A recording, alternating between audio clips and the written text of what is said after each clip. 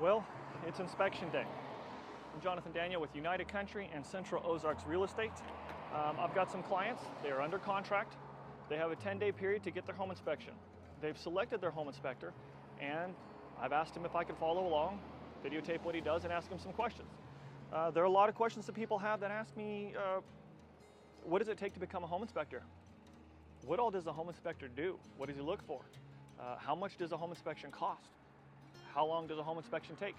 And one of the big questions for a buyer is, I'm looking at buying this house. I would like to be there while he's doing his inspection. Can I follow along? Can I ask him some questions while he does his job? So follow along. We'll see what he says.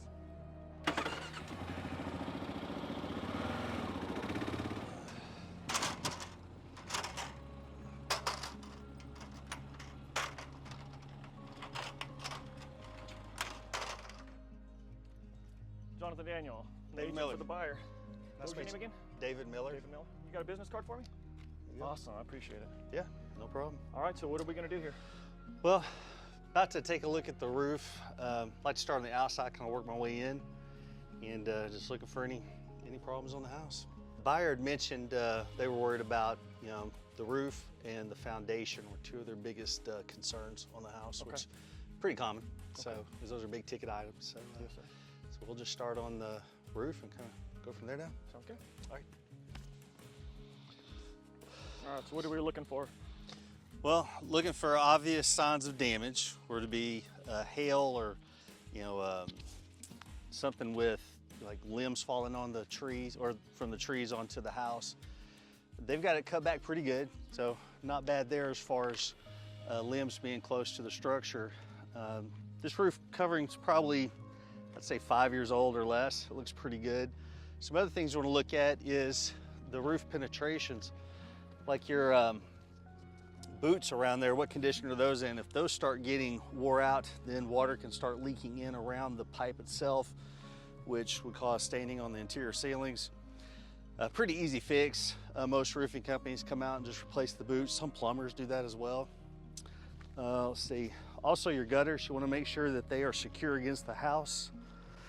Now, the need for covers, it just really is kind of a preference thing. It makes it easier to get them cleaned out. It's not necessarily something that you would write up on a report, but definitely clogged gutters. If I get up here and there's a whole bunch of debris inside that could impede the flow from going to the downspout, definitely want to put that in there, because what will happen is over time water will start pouring over into the fascia, rot that out, and then you're gonna have all kinds of other issues going on. Okay. What about chimneys? How extensive do you get into a chimney? Obviously, Chimney, there's not one here. it's kind of the same thing. You're looking for the flashing around the base of it. You're looking for any cracks in the exterior and on the top. If you have cracks on the top, then it could allow water into the interior part, which could start leaking into the house.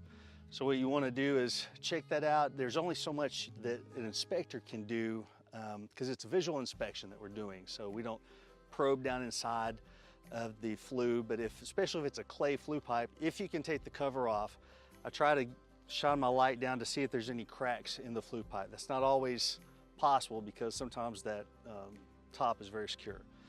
But anytime that you see that, or that it's been used a lot, I always recommend having it serviced by a licensed chimney sweep, because then they will come in with cameras, probes, do testing on it to see if it leaks. It's a little more extensive, but it's definitely worth it, because that can be expensive for repair or rebuilding one if it's not functioning properly. So you do a general visual inspection of the home.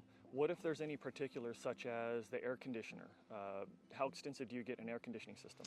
It's kind of the same thing. I test it for functionality, make sure that it's kicking on and putting out cold air. We don't disassemble, take covers off, attach gauges to it. That's considered intrusive and invasive. So it's more of testing the functionality of the unit and making sure that it's working properly. And if that's backing up, then it's not working properly. So that is something else that would be checked as far as your air conditioning system.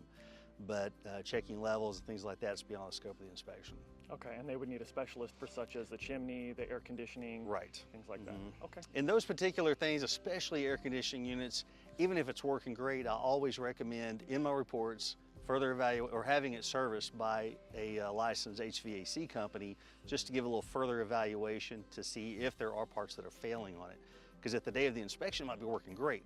2 weeks down the line, there might have been a leak in the compressor that now it's showing up and it's not working. So they come out and set up diagnostics on it. They can see if this part needs to be replaced or this or that. It always helps to have that done before you're purchasing the house. And usually the homeowner will provide that. They've got a company that services it once or twice a year. And either it's already been or it's about to be, or they can just call them to come out and do it. That's usually the best path to go to on that. All right, anytime you've got stone or brick veneer, you like to look at it to see if there's any signs of cracking. It looks like they've had some here in the past. They've patched it up. Looks pretty good. A little bit of this is coming off, but that's more just the material itself.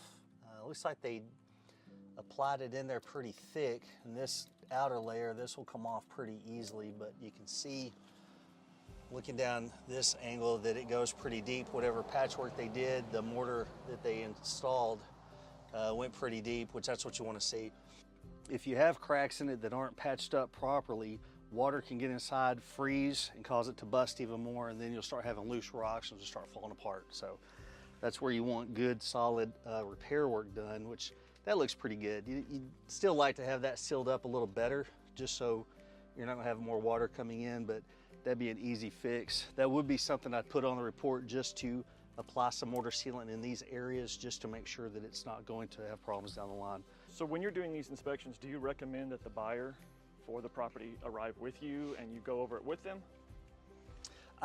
It is good that if a buyer can show up for the inspection. It's not always possible, you know, with work schedules and things like that, but if they're able to be there for the inspection, that's good, so I can actually show them things. However, I always take pictures, try to document exactly what's going on and where it is, and then, you know, describe it in the report. And then afterwards, they're always welcome to call me if they have any questions about the report. Most people do. They'll get it, especially if they're not able to be there. And then I can kind of go over with them. They can look at the pictures. I can explain what's going on and give some recommendations as to what might need to be done beyond that. Sometimes it's, you know, something that I have no idea how to fix. I see that there's a problem, but that's where they would need a licensed professional to come in, whether it be foundation, electrical, plumbing.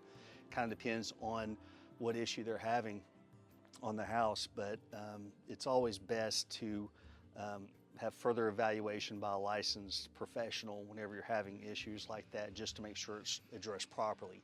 Do you stick on a lot of the cosmetic stuff, or is it more of the foundational issues, the structural issues?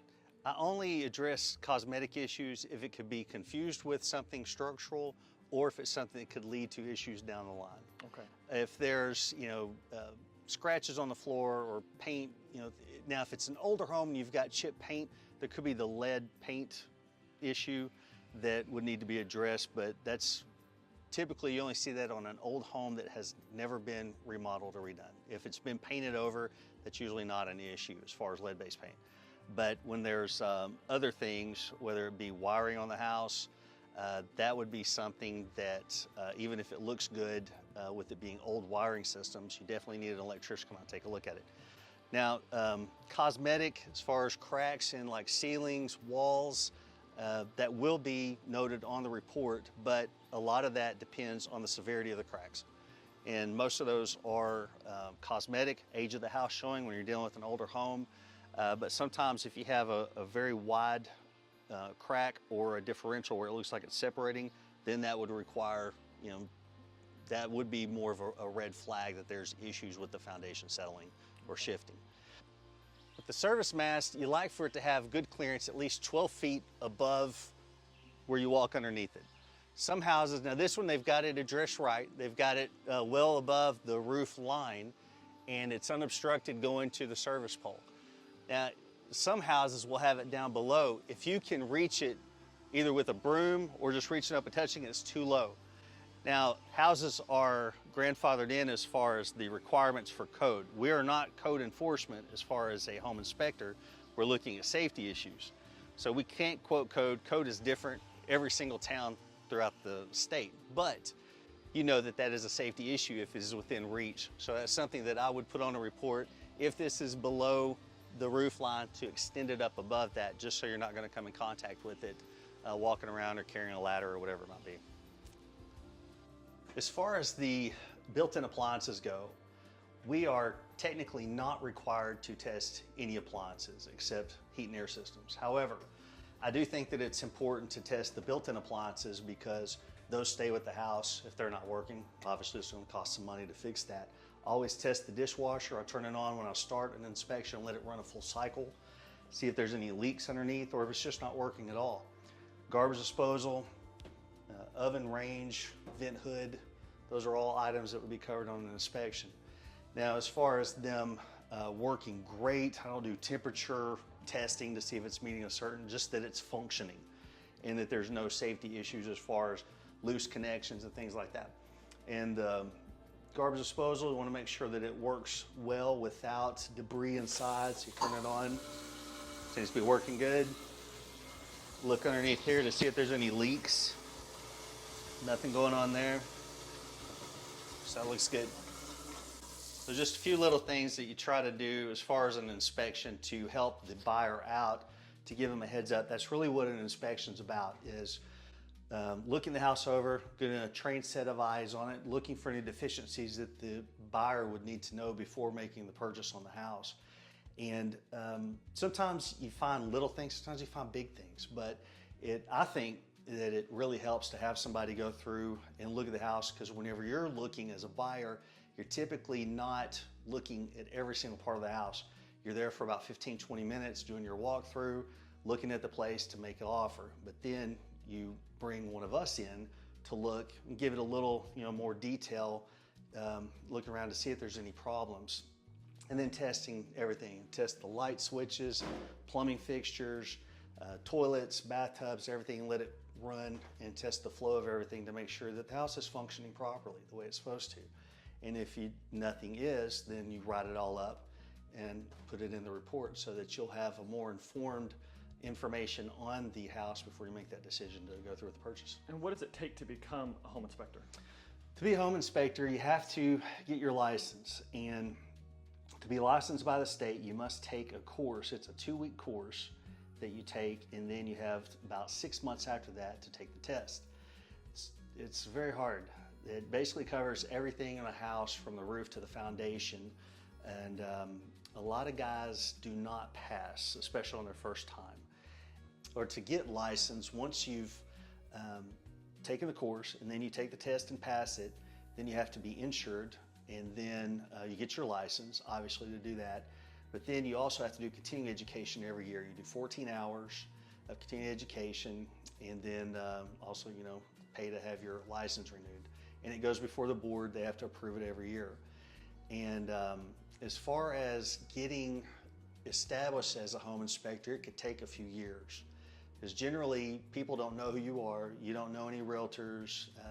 No one really knows that you're in the business. So most guys do it as a side job until they get the experience, unless they're working under another inspector. You do have some guys that do that will work alongside someone that's been doing it for a while, kind of learn the trade, and then their license on their own to do it by themselves. That's generally how it works to become a home inspector, but you don't have to have construction background, electrical, anything like that. So how much do home inspections normally cost? Generally around $300 to $350. It depends.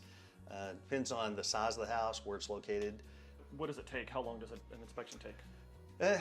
Usually around 2 hours. I've had some that have taken 4 or 5 hours. Depends on how big the house is, how many issues you're having. Some houses gone through an hour and a half, done. Now the inspection itself takes about that long, but as far as getting the report back, I get them emailed that evening. I like to get it out to them fast, because a lot of times during a time crunch, you've got a 10-day window to get that inspection done and get the report back, and then contact the sellers if there are any issues that you want addressed on it. And who typically pays for the home inspection? Is the buyer or the seller? It's the buyer. The buyer, and that inspection is for them. I do not discuss any of my findings with the seller unless it's a matter of emergency. If they've got something that needs immediate attention, then I will bring it up to the seller. But otherwise, they'll ask questions, and I tell them I can't answer that because it's a conflict of ethics and everything. So they usually understand that I can't discuss any information with them. But as far as the report, I only email it to you and your realtor if you want me to. Most people want their realtor to have a copy as well, but that report belongs to you and it's your property. Now, when you're looking at decks, you want to make sure that the stairs and everything are well supported, that the connections are solid.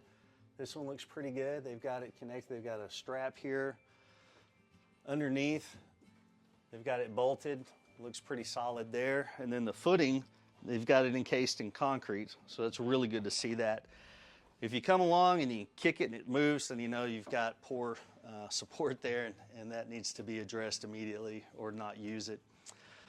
Same thing over here with the spindles. You want to make sure that they are in good shape and not loose. Kids could get their head stuck if it's too wide or fall through, so you want to make sure that the width, that you can't fit your fist through there. That's same for railing up top as well. So if that's coming loose, then that needs to be addressed. Looks like there's a loose one right here, this spindle.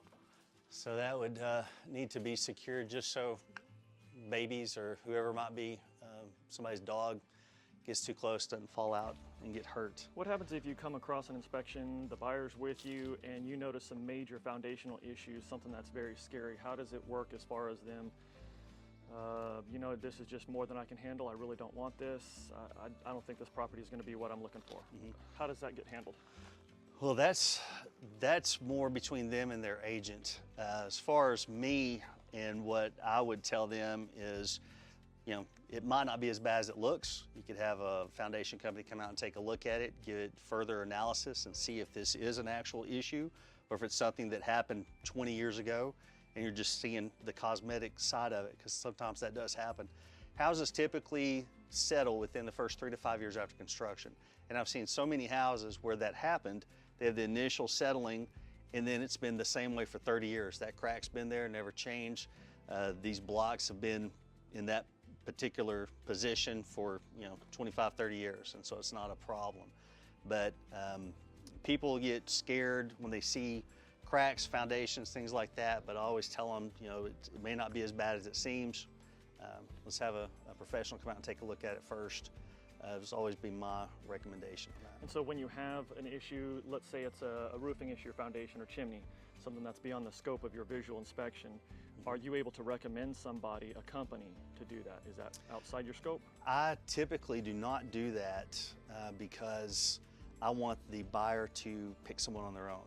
I could give you a few companies that I would have personal experience with, but I would not tell you someone to use on your own, just because if you have a bad experience, I don't want you to blame me for it. Correct, understood. So if there's not anyone that I know, then I would tell them I don't have anyone with experience that I could recommend, but usually their agents have a better group of contractors or electricians, people that they've worked with and trust.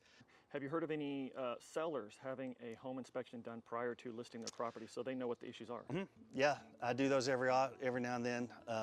It's not as often as a regular inspection with a buyer, but some people do want that done so they can have a heads up as to some things that they need to address before they put it on the market, so that they're not surprised whenever an inspection is done.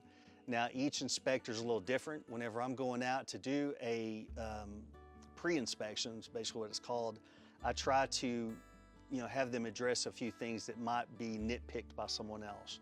Things that I wouldn't personally think is a problem, but I know that other inspectors might blow up about, some taping coming loose in the garage ceiling. It's not a problem, but they might think that it is, so go ahead and clean that up just in case. But pre-inspection is a good idea to do, just so that you're not blown away by whatever they find on the inspection. Right, and I've run into situations where if we had had a pre-inspection, it would have made the transaction go a little faster, maybe even a little smoother. Sure. But that's at the seller's expense instead of the buyer's at this point. Right. Okay. Exactly. All right, this is the lower level of the house, so this would be your basically foundation of the place. What you want to look at whenever you're coming into the lower level of the house is obvious cracks or movement. Is there separation between the baseboards and the flooring? That could mean that there is settling in the house that's going on. Is there any cracks above the doorways or windows? Because that could also be a sign. That could be just the age of the house showing. Sometimes you'll have tiny cracks that extend out through here that are very small.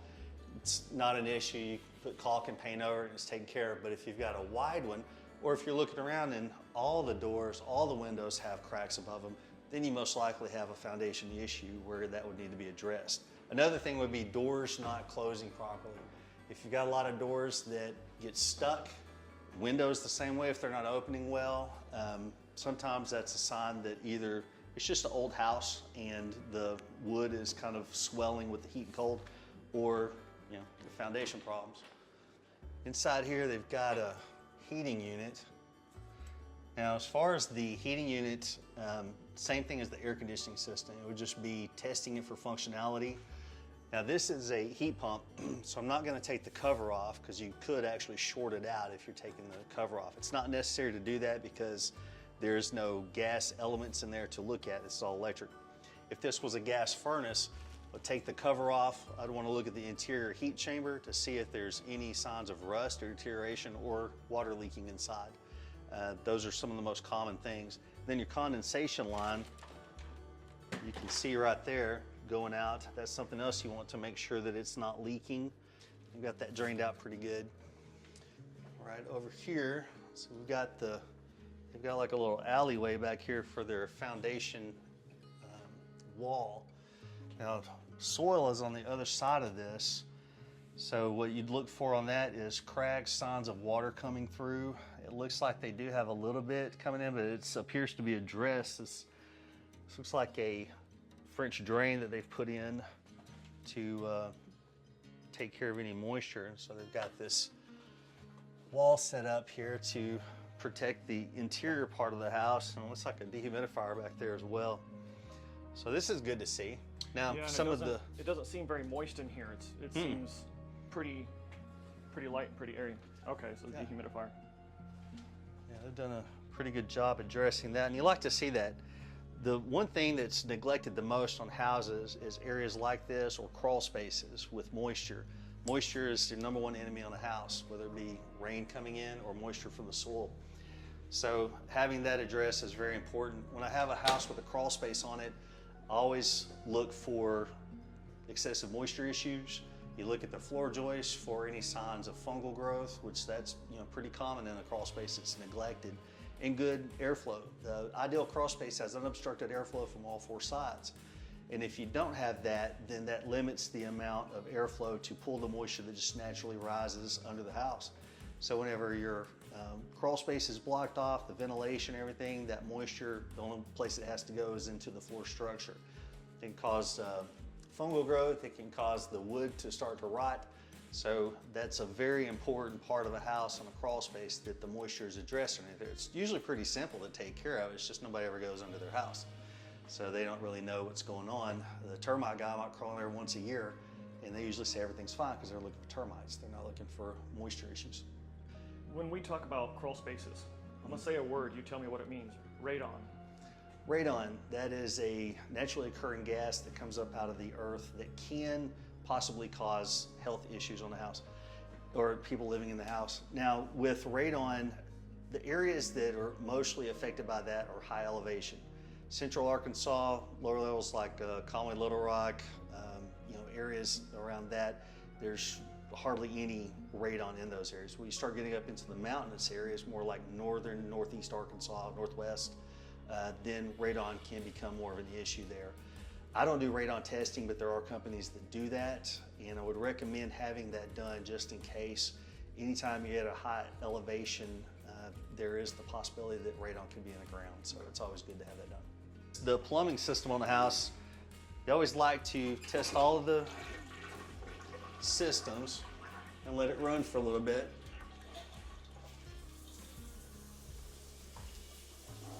Seems pretty good flow there. Toilet didn't seem to make much of a difference on it. I'd like to let the faucets run for a good 5 or 6 minutes, full blast, just see if there's any issues, see if it's backing up. Especially if a house is sat vacant for a long period of time, that's usually a good time for any toilet paper or anything to harden inside of the lines. And if it hasn't been used in a long time, then that definitely could happen. The only way to tell, let it run for a while. Even then, that's not always 100%. I try to do that just so I can see if there's any, if it's taking a long time for it to drain out or stuff's backing up. But if a house has sat vacant, I'd say for more than 6 months, I would recommend having a plumber snake the lines just to make sure that you don't have any of those issues going on with it. Or if a house is, I'd say, over 30 years old, having the line scoped by a plumber, running a camera down through it just to make sure where it ties in all the way to the city sewer. Now, if you're on a septic, it's a different story there, but anytime you've got city sewer and the house is pretty old, you want to scope those lines to see if there's any signs of roots growing in there, or old, like Orangeburg, which is clay pipe that had deteriorated by now, just so that when you move in and things start backing up, you're not hit with a huge repair bill to replace all of that. Right. So. So another question I have, how would somebody choose a home inspector? What's a good way to choose one? Generally, your realtor has a list that they have recommendations of inspectors. They also do loan officers, mortgage, people in all aspects of what you're going to be going through that they would recommend, but it's all on you to pick who you want. Most people go online, check out reviews, go to websites, Facebook, those things, but the majority of the business that I get is from referrals, whether it be their real estate agent being on the list there, and then they just call and talk to me, or people that have used me before that recommend me to their family or friends. And some of those people, have they left reviews or testimonials? Is there a way Yes, to do that? they have. Actually, whenever I send the report, there is a tab up at the top where you can click on that goes to leave a review for it. But also Google, Facebook, those are some other areas where people left reviews as well. Okay. Now, as far as the electric panels go, some things that you want to look at here, or that I would look at, I would say, is the amperage on the house. This is 200 amps, so that would be more than enough for this house. But if it's 60 or below, then you might have an issue there as far as keeping up with a modern home. Also, something you'll look at is, are there breakers that are thrown in here already? Then that could be an issue. The amperage on the air conditioning unit, you want it to match what it says on the unit outside. So the unit outside, if it says maximum breaker is 25 and this is a 30, then the problem there could be that it would not trip this breaker if something went wrong with your unit. So you want to make sure that this does not exceed the maximum amperage on your air conditioning unit. Also, in older panels, since this is newer and it's really not a problem, but I like to take the covers off and look at the inside to see what the wiring looks like. Do you have loose connections? Is it all copper? If you have aluminum wiring, which some older houses do that, that could be a safety issue. Those are just a few things to look at on an inspection as far as the electrical system goes.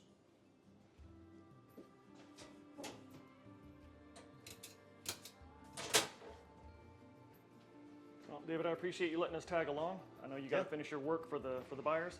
Okay. So I'll get out of your hair again. No problem. So Appreciate it. Yeah. Yep. You have a Nice good one. to meet you. All right. Thanks. Have a good one. So there you have it. Special thanks to David Miller with Home Inspections of Central Arkansas for allowing us to follow him along and ask him questions. As always, if this video helped you, like, share, comment, subscribe, and keep them coming.